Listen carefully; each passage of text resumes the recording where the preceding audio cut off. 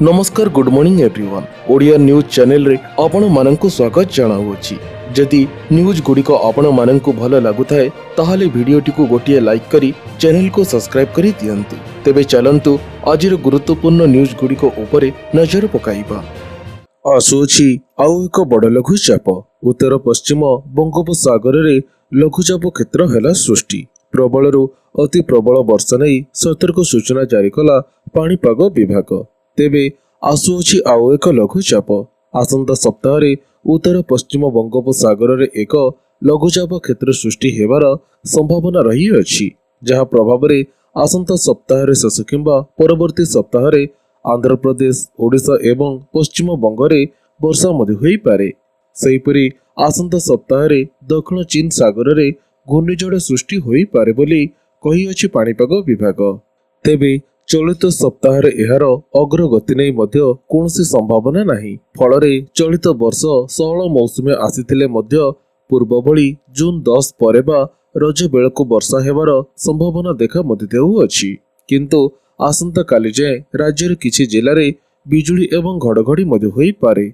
आज एने 14टी जिला को येलो वार्निंग जारी करियोछि पाणीपाग विभाग। सेहिपरि काली पई बिजुली एवं घड़घड़ी नहीं 11टी जिला को येलो वार्निंग जारी करियोछि पाणीपाग विभाग। एही समय घंटा प्रति 30 रु 40 किलोमीटर बेगरे पवन बहिबार संभावना मध्य रही अछि। परवर्ती खबरटी हला मुख्यमंत्री कले बड़ घोषणा, गरीब ओ भूमिहीन परिवार को मिलिबो पक्का घर। तेबे राज्यर प्रत्येक ग्राम पंचायत 10 जन हिताधिकारी को गृह योजना रे पक्का घर जोगाई दिया जिवो। एही योजना राज्य सरकारंकर वर्ष पूर्ति अवसर रे कार्यकारी हेबो। पंचायत राज विभाग एही बड़ घोषणा करी अछि। पंचायत राज मंत्री रवि नारायण नायक कहिसेंति जे गरीब और भूमिहीन परिवार को पक्का घर जोगाई देबा पई सरकार प्रतिबद्ध अटंती। अंत्योदय गृह योजना और प्रधानमंत्री आवास योजनार एक अंश भावे आमे निश्चित करिबु जे प्रत्येक योग्य व्यक्ति एही योजनार लाभ पाइबे। एथिपाई आगामी 5 दिन मध्य समस्त गोष्ठी उन्नयन अधिकारी माननकु हिताधिकारींकर तालिका प्रस्तुत करने निर्देश दिया जाई अछि।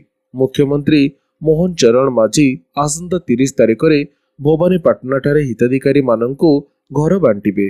एथिपाई राज्य सरकार बजेट रे 7550 कोटी टंकार व्यय बराद करी अछंती। एही पदक्षेप गरीब और आर्थिक अनग्रसर परिवारक जीवन धारण रे उन्नति आनिबो बोली आशा करा जाउ अछि। सूचना योग्य जे राज्यर प्राय 22 लाख हिताधिकारी को पक्का घर जोगाई देबा पई सरकार लक्ष्य रखी अछंती, जो माने प्रधानमंत्री आवास योजना रे पंजीकरण रो वंचित होई अछंती सेमानंकु अंत्योदय गृह योजना अंतर्गत शामिल करा जिवो। यह सहित घर निर्माण पई 1,20,000 टंकार आर्थिक सहायता प्रदान करा जिवो। परवर्ती खबरटी हला शिक्षक मानक पई आसिला बड़ खुशी खबर। 6 तारिख रे नियुक्ति पत्र बांटिबे मुख्यमंत्री मोहन चरण माझी। तेबे आसंता 6 तारिख रे नियुक्ति पत्र बांटिबे मुख्यमंत्री मोहन चरण माझी। रेल ऑडिटोरियम रे नियुक्ति मेला हेबो। अनेक आशायी शिक्षक चाकरी पाइबा नै सूचना मध्य रही अछि। तेबे सूचना अनुसार गणशिक्षा विभाग रे 826 टी पीजीटी शिक्षक नियुक्ति पाइबे। सेहिपरि 81 जन पॉलिटेक्निक शिक्षकों को चाकरी दिया जिवो। मोट भाव में 1240 जन को मुख्यमंत्री नियुक्ति पत्र बांटिबा नै सूचना मध्य रही अछि। स्वास्थ्य परिवार कल्याण विभाग पक्षरु 169 जन, वाणिज्य परिवहन विभाग रे 63 जन, अबकारी विभाग रे 32 जन, पंचायत राज विभाग रे 49 जन, श्रम और कर्मचारी राज्य बीमा विभाग रे 19 जन को चाकरी दिया जिवो। नियुक्ति मेला रे विद्यालय गणशिक्षा विभाग, स्वास्थ्य और परिवार कल्याण विभाग, दक्षता विकास और वैषयिक शिक्षा विभाग, पंचायत और पानीय जल विभाग, वाणिज्य परिवहन विभाग, श्रम और कर्मचारी राज्य बीमा विभाग रे चाकरी दिया जिवो।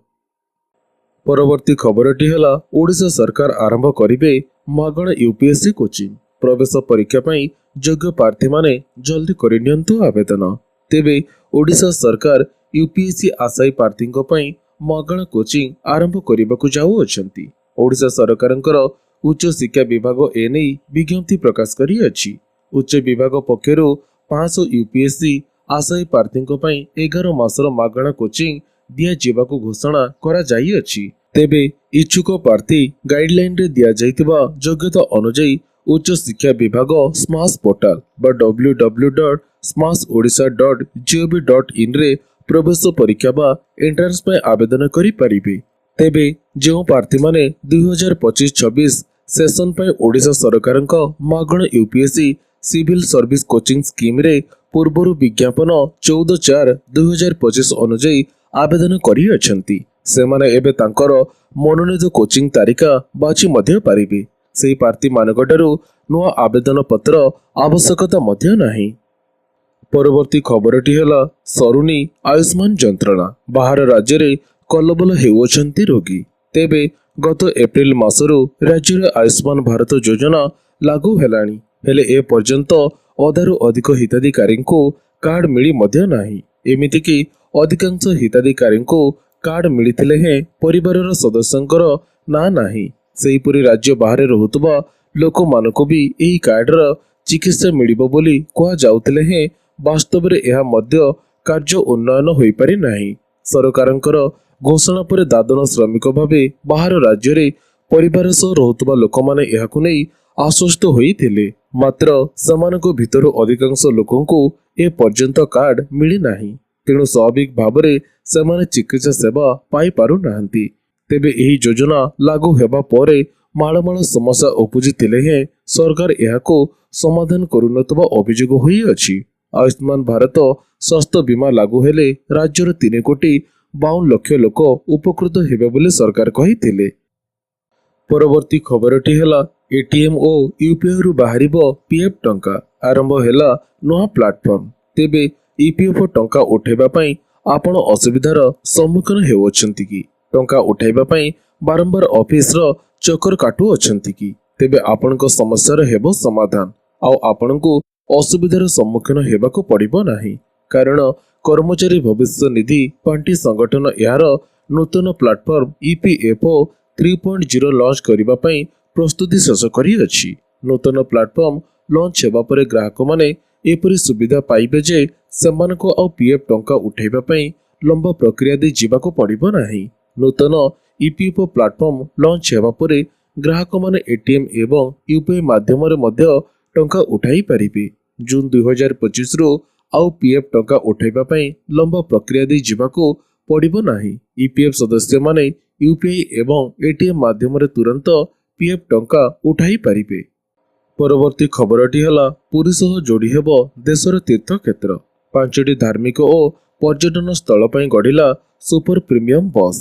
ତେବେ ପୁରୀ ଜଗନ୍ନାଥ ଧାମରୁ ଦେଶର ପ୍ରମୁଖ ଧାର୍ମିକ ସ୍ଥଳକୁ ଜଗନ୍ନାଥ ଏକ୍ସପ୍ରେସ ଗଢ଼ିଅଛି। ପୁରୀରୁ 5ଟି ଧାର୍ମିକ ଏବଂ ପର୍ଯ୍ୟଟନ ସ୍ଥଳ ପାଇଁ ସୁପର ପ୍ରିମିୟମ ବସ୍ ସେବା ଆଜି ଆରମ୍ଭ ହୋଇଅଛି। ତେବେ ପୁରୀରୁ ତିରୁପତି, ଅଯୋଧ୍ୟା, ଉଜ୍ଜୈନ, ହାଇଦ୍ରାବାଦ ଓ ଭିଲାଇକୁ ଗଡ଼ିଲା ବସ୍। କିଲୋମିଟର ପିଛା ପୁରୁଷମାନଙ୍କ ପାଇଁ 2 ଟଙ୍କା ଓ ମହିଳାମାନଙ୍କ ପାଇଁ 1 ଟଙ୍କା ଲାଗୁ କରାଯାଇଅଛି। ଭୁବନେଶ୍ୱରରୁ ହାଇଦ୍ରାବାଦ, ବିଶାଖାପାଟଣାକୁ ଗଡ଼ିଅଛି ଓଏସ୍ଆରଟିସି ବସ୍। ରାଜ୍ୟରେ ମୋହନ ସରକାରଙ୍କର ବର୍ଷ ପୂର୍ତ୍ତି ଉପଲକ୍ଷେ ଏହି ଯୋଜନା ଆରମ୍ଭ କରାଯାଇଥିବା ନେଇ ସୂଚନା ମଧ୍ୟ ରହିଅଛି। ରାଜ୍ୟ ଓଡ଼ିଶା ସଡ଼କ ପରିବହନ ନିଗମ ତରଫରୁ ସମସ୍ତ ପ୍ରସ୍ତୁତି କରା ମଧ୍ୟ ଯାଇଥିଲା। ଏହି ଯୋଜନାକୁ ମୁଖ୍ୟମନ୍ତ୍ରୀ ମୋହନ ମାଝୀ ଶୁଭାରମ୍ଭ କରିଥିବା ବେଳେ ଆଜି ପୁରୀ ବସ୍ଷ୍ଟାଣ୍ଡରୁ ବାହାରିଅଛି ବସ୍। ଓଏସ୍ଆରଟିସି ଅଧିକାରୀମାନେ ପତାକା ଦେଖାଇ ଶୁଭାରମ୍ଭ କରିଅଛନ୍ତି। ପରବର୍ତ୍ତୀ ଖବରଟି ହେଲା ସ୍ୱାସ୍ଥ୍ୟ ସେବା ମହାନିର୍ଦ୍ଦେଶାଳୟର ନୂଆ ନିର୍ଦ୍ଦେଶ। ଡାକ୍ତରମାନଙ୍କୁ ଭେଟି ପାରିବେ ନାହିଁ ମେଡିସିନ ରିପ୍ରେଜେଣ୍ଟେଟିଭ। ତେବେ ସ୍ୱାସ୍ଥ୍ୟ ସେବା ମହାନିର୍ଦ୍ଦେଶାଳୟରୁ ଆସିଲା ବଡ଼ ନିଷ୍ପତ୍ତି।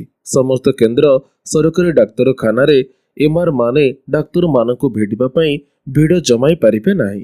ତେଣୁ ରୋଗୀଙ୍କର ସ୍ୱାସ୍ଥ୍ୟ ଅବସ୍ଥାକୁ ଦୃଷ୍ଟିରେ ରଖି ଏହିଭଳି ନିର୍ଦ୍ଦେଶ ଜାରି କରିଅଛି ଡିଜିଏଚ୍ଏସ୍। ଏହି ମାମଲା ସମ୍ପର୍କରେ ମେ 28ରୁ ନିର୍ଦ୍ଦେଶାବଳୀ ଜାରି କରିଅଛି ଡିଜିଏଚ୍ଏସ୍। ସୂଚନା ଅନୁଯାୟୀ ଏମଆର ମାନେ ଡାକ୍ତରମାନଙ୍କୁ ଭେଟିବାକୁ ନିଷେଧ କରାଯାଇଅଛି, କାହିଁକି ନା ଡାକ୍ତର ରୋଗୀଙ୍କ ଚିକିତ୍ସା କରୁଥିବା ବେଳେ ଅନେକ ସମୟରେ ଏମଆର ମାନେ ହସ୍ପିଟାଲ ସାମ୍ନାରେ ଭିଡ଼ ଜମାଇଥାନ୍ତି, ଯାହାଦ୍ୱାରା ରୋଗୀଙ୍କ ଚିକିତ୍ସାରେ ବାଧା ଉପୁଜିଥାଏ। ତେଣୁ ରୋଗୀଙ୍କର ସ୍ୱାର୍ଥ ରକ୍ଷା ଏବଂ ନୈତିକ ମାନଦଣ୍ଡ ବଜାୟ ରଖିବା ପାଇଁ ସ୍ୱାସ୍ଥ୍ୟ ସେବା ମହାନିର୍ଦ୍ଦେଶାଳୟ ଏହି ନିଷ୍ପତ୍ତି ନେଇଅଛି। ଏମଆର ମାନଙ୍କୁ इमेल किंबा डिजिटल मीडिया जरिए चिकित्सा संबंधी अपडेट शेयर करने को परामर्श दि जाइए। ଏହି ନିର୍ଦ୍ଦେଶନାମା ମେ 28 ତାରିଖରେ ଜାରି କରାଯାଇଥିଲା। ପରବର୍ତ୍ତୀ ଖବରଟି ହେଲା ଆଧାର କାର୍ଡକୁ ନେଇ ଆସିଲା ବଡ଼ ଅପଡେଟ୍। ଆଧାର ପାଇଁ ନିଅନ୍ତୁ ନାହିଁ ଟେନସନ୍। 50 ଟଙ୍କାରେ ଅର୍ଡର କରନ୍ତୁ ଏଟିଏମ୍ ପରି ଆଧାର କାର୍ଡ। ତେବେ ଆଧାର କାର୍ଡ ଭାରି ଗୁରୁତ୍ୱପୂର୍ଣ୍ଣ ଦସ୍ତାବିଜ ଅଟେ। ଆଧାର ବିନା କୌଣସି କାମ ହେବା କଷ୍ଟକର। ହେଲେ ଏବେ ବି ଏମିତି ଅନେକ ଲୋକ ଅଛନ୍ତି ଯେଉଁମାନେ ଆଧାର କାର୍ଡ କରିନାହାନ୍ତି, ଯେଉଁଥିଲାଗି ସେମାନେ ଅନେକ ଅସୁବିଧାର ସାମ୍ନା କରନ୍ତି। ତେବେ ଜନସେବା କେନ୍ଦ୍ରରେ ଘଣ୍ଟା ଘଣ୍ଟା ଲାଇନରେ ଛିଡ଼ା ହେବା ପରେ ବି ଆଧାର କାର୍ଡ ହୋଇପାରୁନାହିଁ। ହେଲେ ଏବେ ଆଦୌ ଚିନ୍ତା କରନ୍ତୁ ନାହିଁ, କାରଣ ଏଣିକି ଘରେ ବସି ମାତ୍ର 50 ଟଙ୍କା ଖର୍ଚ୍ଚ କରି ନିଅନ୍ତୁ ଆଧାର କାର୍ଡ। ଅତି ଜରୁରୀ ଆଧାର କାର୍ଡ ଯେହେତୁ ଗୁରୁତ୍ୱପୂର୍ଣ୍ଣ କାର୍ଡ, ତେଣୁ କାଗଜର ପ୍ରିଣ୍ଟ ଆଉଟ୍ ବାହାର କରିବା ପରେ ସମସ୍ତେ ଲାମିନେସନ କରନ୍ତି। ହେଲେ ଏବେ ଆଉ ସେ ଟେନସନ୍ ରହିବ ନାହିଁ, କାରଣ 50 ଟଙ୍କା ଖର୍ଚ୍ଚରେ ଯେଉଁ ଆଧାର କାର୍ଡ ମିଳିବ ତାହା ଏଟିଏମ୍ କାର୍ଡ ପରି ରହିବ। ତେଣୁ ପାଣିରେ ପଡ଼ିଲେ ବି କିଛି ଖରାପ ହେବ ନାହିଁ। ପିଭିସି ଆଧାର କାର୍ଡକୁ ନେଇ ଏବେ ଭାରି ଚର୍ଚ୍ଚା, କାରଣ କୌଣସି ପରିସ୍ଥିତିରେ ଏହା ଓଦା ହେବାର ନାହିଁ କି ଭାଙ୍ଗିବାର ସମ୍ଭାବନା ମଧ୍ୟ ନାହିଁ। ତେଣୁ ଅତି ସହଜରେ ଏହାକୁ ଆପଣ ନିଜ ପାଖରେ ରଖି ମଧ୍ୟ ପାରିବେ। ଘରେ ବସି ପିଭିସି ଆଧାର କାର୍ଡ ପାଇଁ ଆପଣ ଆବେଦନ ମଧ୍ୟ କରିପାରିବେ। ପରବର୍ତ୍ତୀ ଖବରଟି ହେଲା ବେକାବୁ ହେଲାଣି କରୋନା, ହେବ କି ପୁଣି ଲକଡାଉନ? ତେବେ ଭାରତରେ ପୁଣି ବେକାବୁ ହେଲାଣି ମହାମାରୀ କରୋନା।